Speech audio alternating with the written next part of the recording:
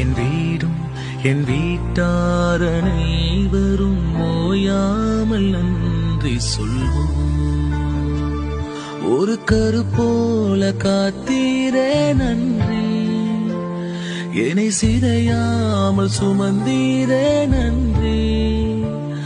ஒரு கரு போல காத்தீரே நன்றி, என்னை சிதையாமல் சுமந்தீரே நன்றி.